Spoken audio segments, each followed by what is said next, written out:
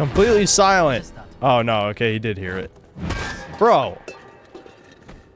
What? What? Dude, he turned around and he was looking up. He didn't even see me. Well, I guess it's been a while since I uploaded, so I have no choice but to review the latest mid-AAA slop game, Indiana Jones and the Gaping Circle, the Great Circle. Don't worry, Indy was definitely gaping after getting pegged by every woman in this game, but we'll get into that later. For some reason, shills have decided this is the sleeper hit of the year. Well, I'm here to tell you it's just another game that is thoroughly mediocre. Kind of like Stalker 2, and sorry that review didn't pan out, but trust me, it wasn't the least bit entertaining. I'm not gonna lie to you, I actually was quite a bit disappointed by this game, but not in the way that you would think. I had no expectations this would be any good, knowing Machine Games past.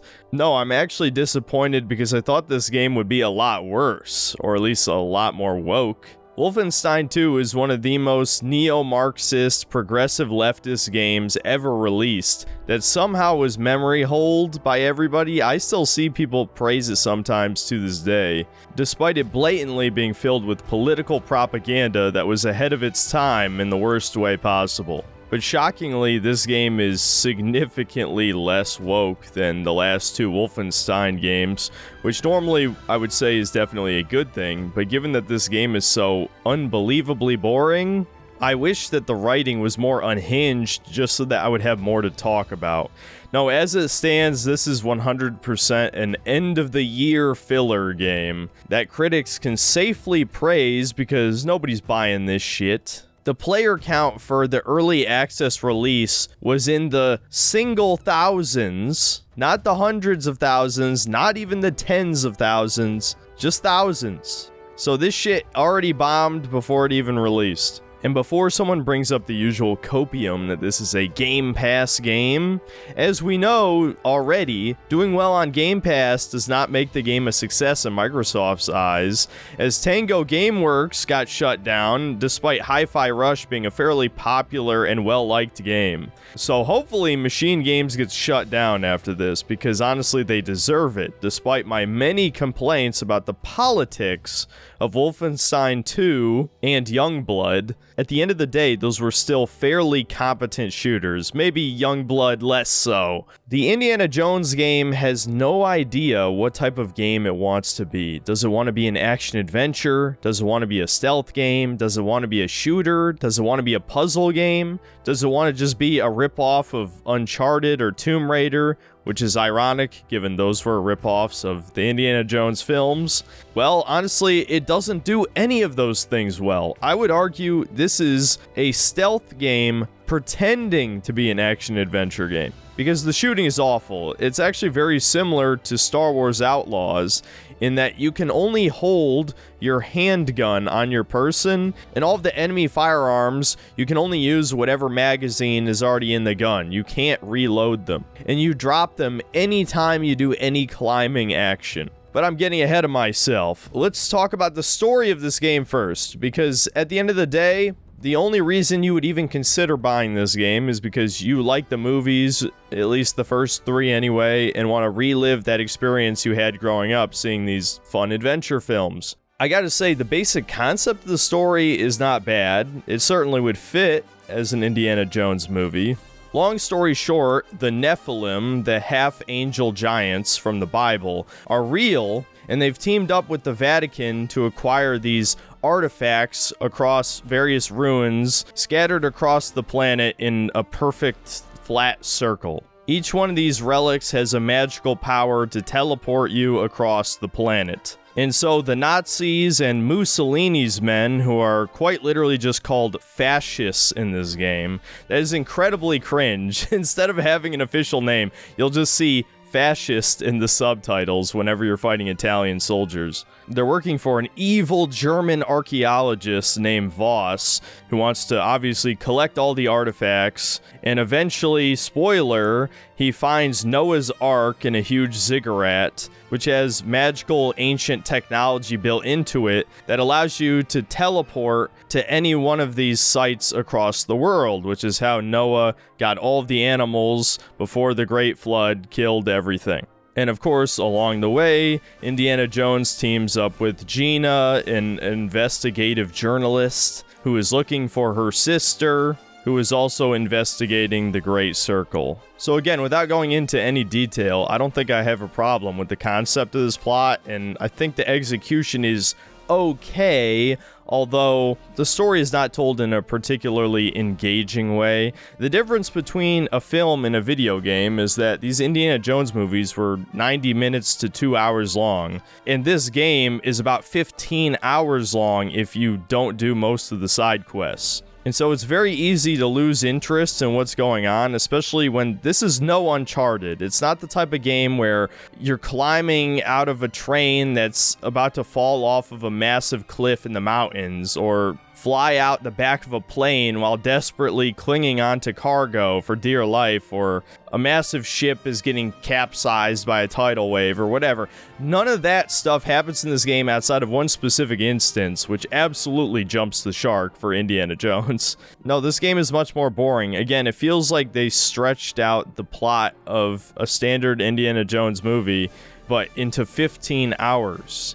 And a lot of the gameplay just feels like filler. Let's talk a bit about the gameplay mechanics. Now, in the interest of time and my own sanity, I'm going to oversimplify the general gameplay of this game and not delve too deeply into the mechanics, because the Game Awards is on the 12th, and I think most of you are much more interested in that video than this one. We're all gonna forget this game came out in a week. And I think the story and characters are much more interesting to talk about anyway, for this game in particular. So like I said in the beginning, this is a stealth game pretending to be an action-adventure game. Part of that might be because I played this game on hard, but basically every time I got into a gunfight, I was killed almost immediately. Not to mention the incredibly limited ammo that you can carry. For about half the game, you can only carry like 12 revolver rounds, and you can't carry any spare magazines for the guns that you pick up off of enemies, and you drop enemy guns anytime that you climb something, much like Star Wars Outlaws. And again, this might just be a thing on hard mode, but enemies also take multiple headshots to kill, whether because they wear a helmet, or in the case of the bruiser enemy type, they can take up to 4 or 5 shots to the head from a submachine gun, which is just fucking ridiculous. It's hard to believe, given that Machine Games actually used to make competent shooters. Even though I despise Wolfenstein 2 for its story, I can't deny that it was a fairly fun game to actually play. Maybe not as fun as New Order or The Old Blood. But ever since Young Blood, now all of a sudden they don't know how to make a good FPS anymore. You could say this is a conscious choice to further incentivize going into stealth, but the stealth itself is completely brain dead. Let's talk about that for a little bit. The enemies in this game are fucking blind. They make Ubisoft enemies look competent. There are multiple instances in this game where I'm literally crouching less than 100 feet from an enemy, and yet their detection meter is just barely filling up, and if you crouch in a dark corner, you might as well be invisible. The only real challenge is that you can't straight up stealth kill enemies with your bare hands for most of the game. You have to find a magazine that gives you that skill, and no, I'm not going to get into the skill upgrades. Most of them are fairly insignificant. Before the first roughly 10 hours of the game, you have to knock out enemies by using various melee weapons, and I thought that was an okay idea. You can basically pick up any object that looks like a weapon in this game, even really stupid shit like a plunger or a spatula, and just beat the shit out of enemies with it or stealth kill them. But much like enemies are blind, they're also pretty deaf as well. Dropping from a ledge is virtually silent, and knocking out enemies with even cartoonishly loud objects like a shovel or a sledgehammer makes virtually no sound, with enemies only hearing it if they're like within 20 feet. And sometimes they'll hear it and not even turn in the right direction. What's my nasi? Surprise.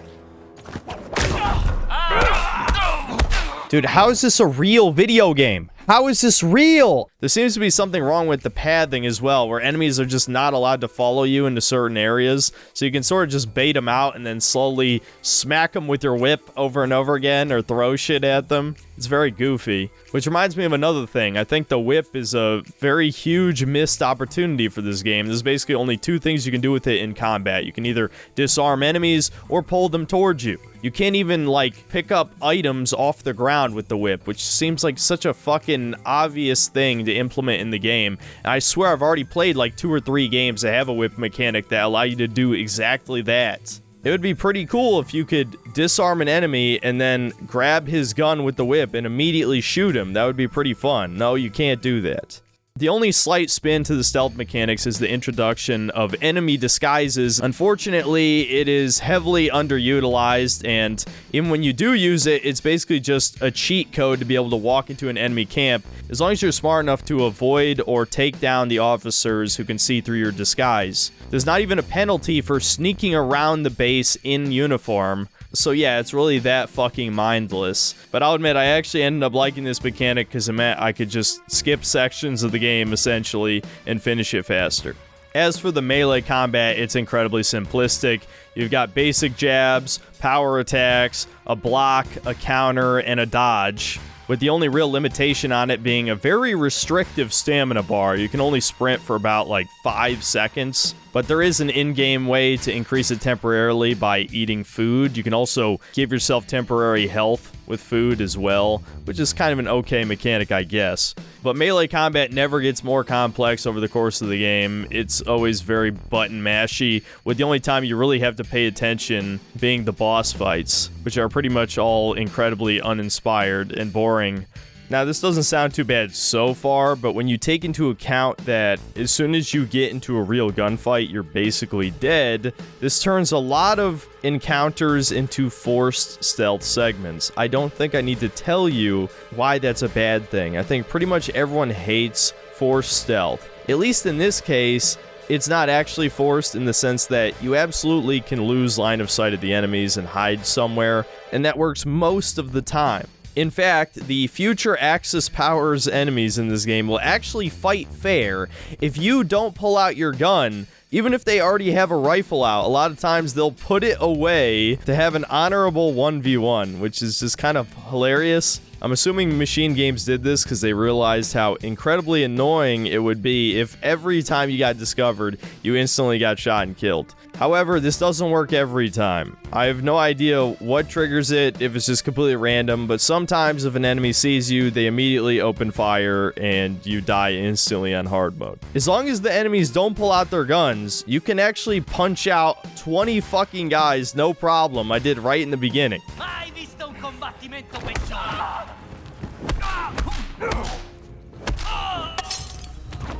Yeah, see? Who needs stealth? Oh my god. So yeah, I'm not going to go into too much more unnecessary detail here, because let's be real, everyone's going to forget about this game in a week. So in summary, the melee combat is way too simplistic, the gunplay is unsatisfying because the enemies are bullet sponges, and the stealth mechanics are way too brain dead, yet at the same time it feels like you're constantly forced into stealth or you're going to get gunned down in a second. And there's honestly just not that much gameplay variety, period. If you're not sneaking around or punching somebody, you're either doing a brain-dead puzzle in one of the many tombs that we'll get into in a second, or you're going through one of the many fake loading screens, whether it's climbing up a wall, or swinging from your whip, or going through a narrow space, etc., etc. You've played a game like this at least 10 times before by now. And I can't help but find it ironic that this is worse than Uncharted in every conceivable way. Well, what about the level design aspect? This is an Indiana Jones game, so as you would expect, you explore ancient tombs and solve incredibly brain-dead basic puzzles. And as a weird twist, this game is split into a series of mini sandbox levels. I've heard some people compare it to Dishonored, which just feels like a way to shill the game to people because, oh, I remember Dishonored, I like Dishonored. And given that this game heavily leans on stealth, I can sort of see the comparison. But these sandboxes are a lot larger, and there aren't any cool mystical powers for you to abuse to make the game incredibly easy and brain dead, but still fun. I'm not shitting on Dishonored, but let's be real, as far as stealth games go, it was pretty fucking easy. There are side quests, which I skipped almost every single one of them, except when I hit a hard wall about 3/4 of the way through the game where you actually need a certain amount of money to progress the main story, so I really didn't have any choice but to do a couple side quests. You might argue that in the interest of making the most accurate and objective review possible, I should have done more of these side quests, but let's be real, this game is incredibly boring, and I really didn't want to further dilute the experience I was having by wasting my time with fetch quests. The main story already has you go on multiple fetch quests. And the 2 side quests I did do weren't bad, all things considered, especially because one of them took me through a unique tomb, though I was already pretty sick of tombs by the 12-hour mark in this game. But still, I can't say that the devs didn't put effort into these quests. The game itself just isn't very fun, period.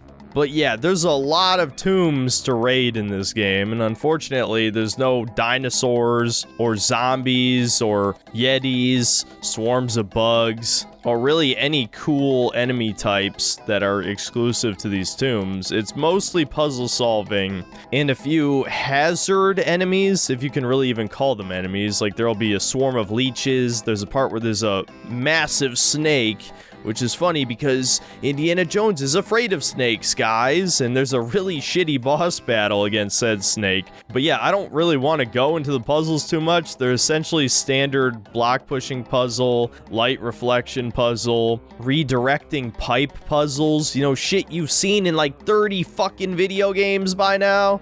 And it really doesn't instill much of a sense of adventure. It just feels like a chore. A lot of the shit is just really boring. With Uncharted, obviously the puzzle solving sort of felt like padding, but the visuals were a lot more engaging. There's something about this game that looks just so generic. Either the artists just didn't have much talent, or they didn't know how to present a sense of scale, but so many of these tombs are like tiny ass rooms, so even if the architecture is kind of nice, it definitely doesn't feel grandiose or mystical or supernatural, even though there is blatant magic in this game. So yeah, I don't find the tomb raiding aspect of this game very compelling either. Oh, and one last thing before we move on, this game is buggy as hell. I don't know if other reviewers have mentioned this, but the amount of times I managed to get soft locked and had to reload a checkpoint had to have been at least 10 times over the course of 15 hours. And some of them were just really basic oversights, like the fact that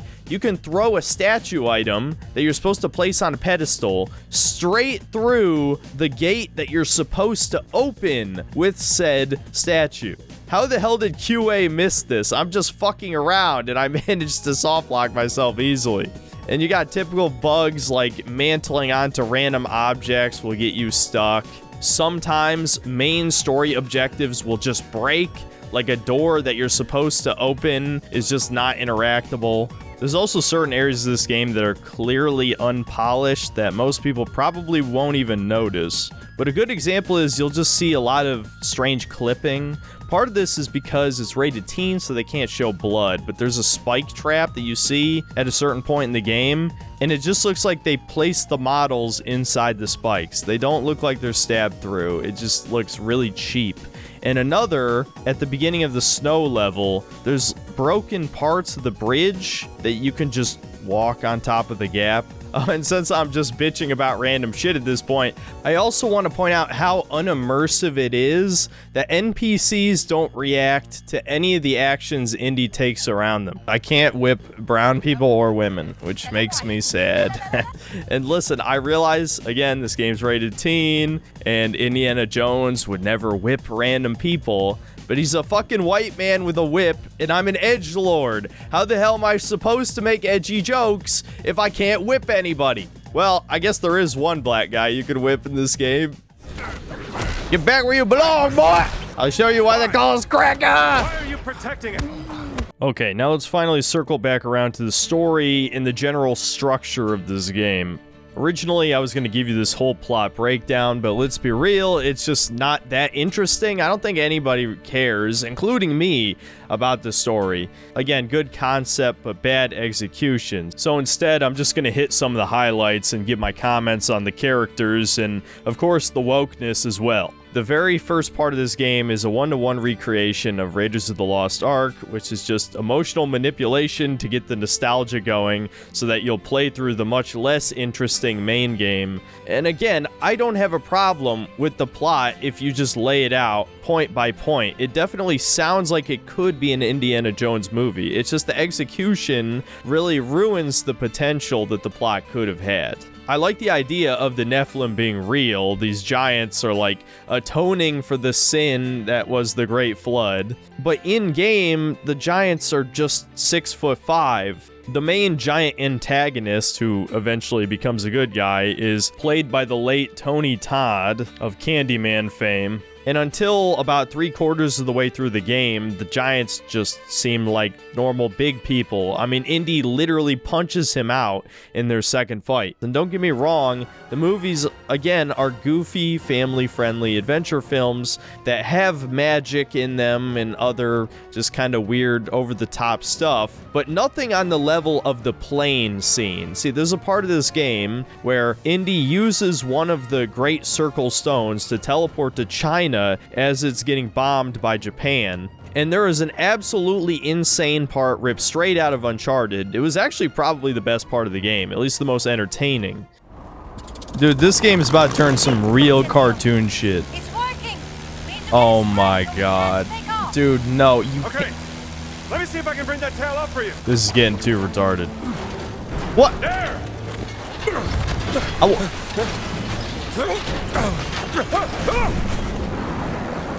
I'm trying. Are we fucking for real? And it makes it even more ridiculous that you can't pull items towards you with the whip. Then you get to be a gunner in the back of the plane, which I know it's crazy that I'm gassing up a fucking turret section right now, but it was legitimately one of the only exciting parts of the game. But eventually your plane gets too damaged. I'll get us a new plane. Don't crash! Thanks for the advice. What are you doing, Jones? Are you crazy? What? Just hold the No plane fucking way. Now it's Uncharted. Now it's Uncharted. You can't even say it's not Uncharted now. This is actually Uncharted now. Yeah, hijack his blade.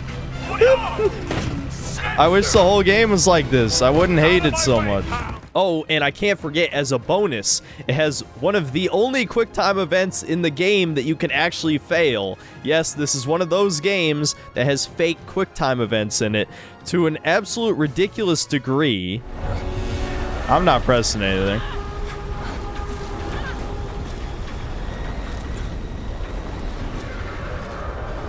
You think the background will loop? Eventually, we must hit the water, right? Oh shit, did it just loop? No way. Are we gonna pass the same mountain again? Was that the same mountain? Oh my god. Oh my god. Oh my god. Third time. But no, this is the only QuickTime event that I could find that you can actually fail.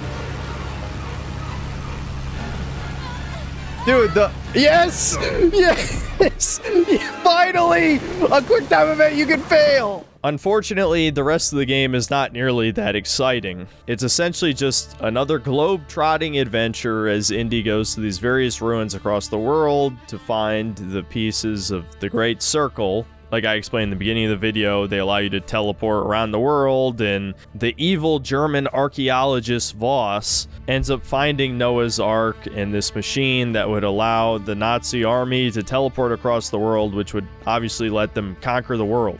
And Voss is actually a great villain. He's probably the only good character in this game. Unironically, fucking Sigma male. He was looking up people's early life sections before it was cool.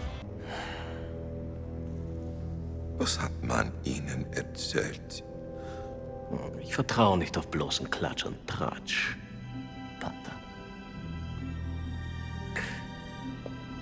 traue ihr darauf, wie die Muskeln um ihren Mund zucken, wie sich ihr orbiculares Oris zusammenzieht. Ihre himmelschreienden Sünden stehen ihr buchstäblich ins Gesicht geschrieben. Dun, dun, dun. Widerwärtige Verbrechen gegen den Heiligen Geist. He is genuinely just an honorable man. There were multiple opportunities he could have killed Indy, and he let him live. Are we sure he's the bad guy? And this really should be no surprise if you've seen the movies, but yes, the fascists are hilariously incompetent. Who knows how the Nazis managed to be so successful in World War II, absolutely annihilating Poland, taking over France, when they're this incompetent, who knows? Circling back around to the characters, I think Indy is very bland in this game. Part of that is because Troy Baker is using every ounce of his acting range to maintain the Harrison Ford voice, so he comes across very monotone in a lot of scenes. This language. Do you know it? It's familiar. Parts of it look like cuneiform. I thought you were an expert, Dr. Jones. I am. Only one person in the world that knows more about dead languages than me. Who's that? Your sister, Dr. Laura Lombardi.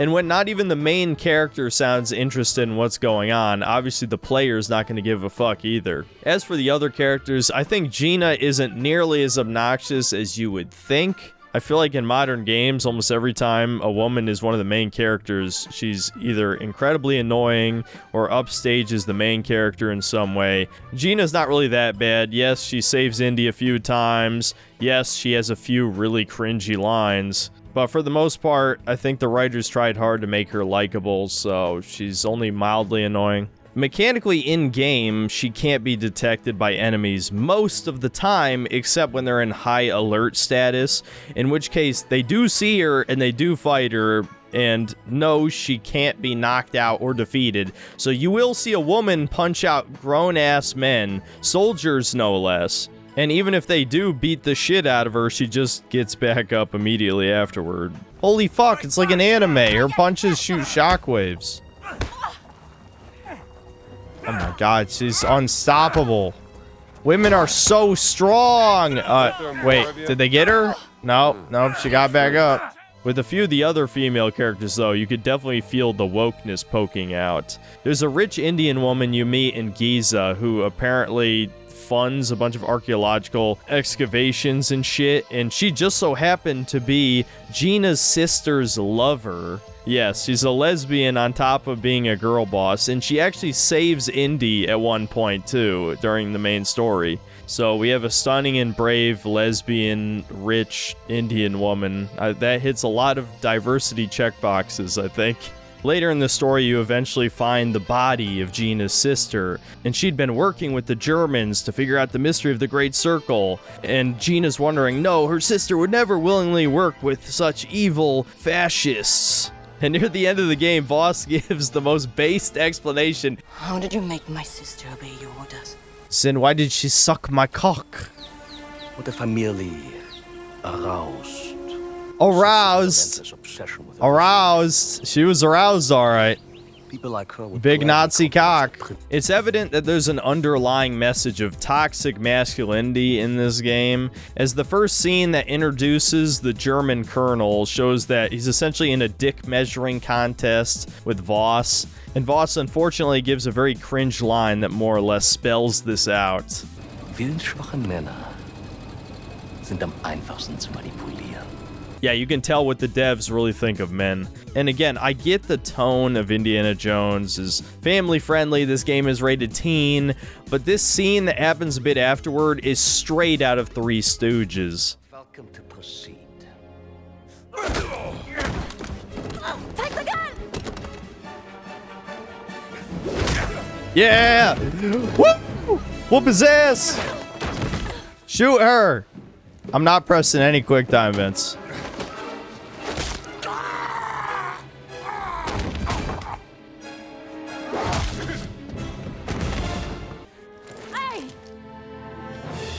Really? How did she get the gun? What the fuck? Whoa, what was that jump? Oh my god, this is so stupid, dude. Oh my god, this is so cringe. Holy fuck, this is cringe. Oh my god. What? He just stood there and took another shot. That's nice. Now bash her skull in! Tun Sie mir einen Gefallen. Versammeln Sie die Männer, rufen Sie die Knochensäger und legen Sie diese Eindringlinge in Ketten. Mit Vergnügen, Herr Sturmbannführer! I got a better idea. What?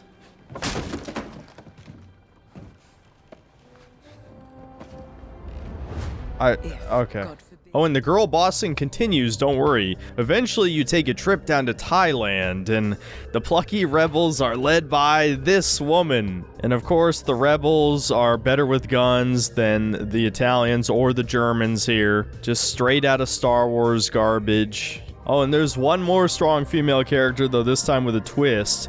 There's a Swedish woman who used to be a student of Indy's. Of course, what a fucking coincidence. You think he's the only archaeologist professor in the world? But anyway, she betrays him and is working for Voss, right? Because he didn't remember her name and didn't give her a referral for a job.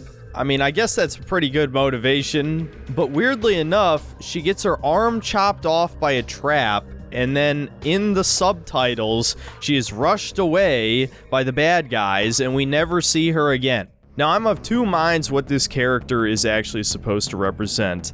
On the one hand, you can very easily make the argument that this woman represents the dev team at Machine Games because they're a Swedish developer, and this is a Swedish woman. And so she serves as a deconstruction of Indy's character, that he is a problematic college professor who sleeps with women across the world and then forgets about them. So he's a misogynist or something. And it's not the woman's fault that she turned to evil, because all Indy had to do to save her was just fucking return her call and get her a job. The other take is that she represents white women, more specifically self-hatred that white women have. And so of course the most objectively Aryan character in the game is evil. She committed the ultimate crime of being born with Norse genetics, which means she must be evil. And obviously you can make the argument that Gina is white, depending on if you consider Mediterranean people white, of course. But the Indian and Thai women certainly are not, and basically everyone is a glorified lesbian in this game except for this chick. So it's really up to your interpretation. Either way, this is blatantly supposed to be propaganda, although the message is not entirely clear what they were going for. Now this is the part where you tell me somehow, no, that doesn't mean this is propaganda and I'm reading into it. Well, I just have to say, you're clearly lacking media literacy if you can't even speculate to the author's intent behind this character. And I think another obvious scene that is blatant propaganda is the one you already saw in the E3 trailer. What of the American? What is his duty? His Lebensinhalt? His purpose? Huh? What is it? Hamburgers and picture shows? You have no history, no nation, no leader. What you have is your stupid American cartoons. Choo-choo, choo-choo. Ha ha ha ha. You laugh and dance, celebrating your own idiocy and drinking the piss you call beer. And so you may be asking, whoa, how's that propaganda? That all sounds like facts. Well, yes, that's exactly the problem. The fact that it's coming out of the mouth of a literal Nazi devalues that message in the mind of the average person, and especially the leftist. I imagine that as Machine Games wrote this character, they were picturing people like us. The funny thing is, his statements are much more true of the modern day than even they were back in the 30s. It's evident that the younger generations have become completely disillusioned with modern Western society as it fails to meet our basic needs. There certainly aren't very many patriots anymore for the US. I certainly wouldn't call the Orange Man a leader. He's more like the lesser of two evils. And you basically just have to replace cartoons with cape shit movies or basically any video game made in the past 10 years. So I failed to see how anything he said was wrong.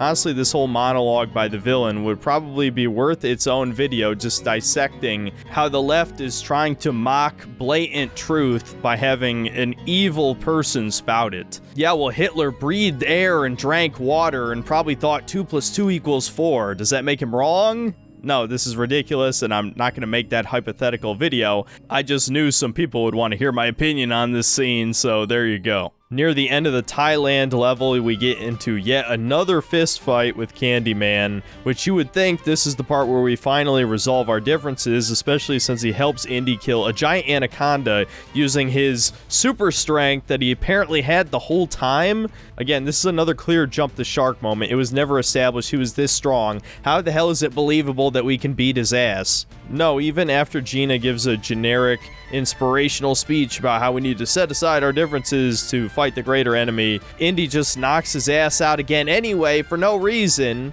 and they just end up teaming up anyway after the next mission because Gina gets captured, and so Indy works together with Candyman, and he summons all his giant buddies. They go to Iraq and assault a ziggurat, which has Noah's Ark inside. After a somewhat short stealth level, we go inside Voss's tent. He basically, not so subtly, reveals that he's gay, because of course we have to ruin the one based character in this game. And the climax basically apes Raiders of the Lost Ark, where the bad guys win, but God has deemed that Noah is the only one worthy enough to use the Ark, so instead it summons a giant flood. We get our climactic battle, which is just another lame fist fight, because the mechanics in this game are awful.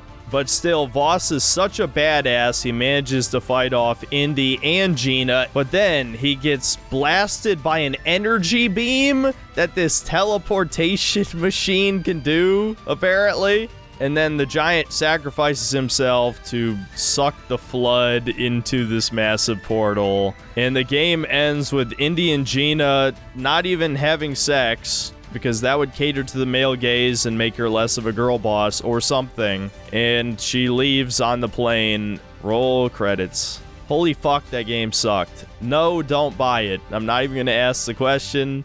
I don't even think I'm gonna elaborate on why you shouldn't play this shit, because I'm sure some of you skipped to the conclusion chapter in the video, so you don't have to watch it. Nah, fuck it, I'll save you 30 minutes anyway, don't say I do nothing for you. Basically, this is a stealth game pretending to be an action-adventure game with brain-dead puzzles, incredibly uninspired tombs to raid, an endless amount of fake loading screens, cinematic slop sequences that make the Uncharted games look like masterpieces. This game is boring. Yes, that is a subjective description. There are plenty of people who have no problem with an incredibly slow-paced game that wastes the player's time. I mean, people loved God of War Ragnarok, or Final Fantasy 16, or Final Fantasy 7 Rebirth of this year, I guess would be the best example of a game that just blatantly wastes the player's time. But despite this being mercifully on the short side compared to those previous games, being about 15 hours if you don't do the other side quests,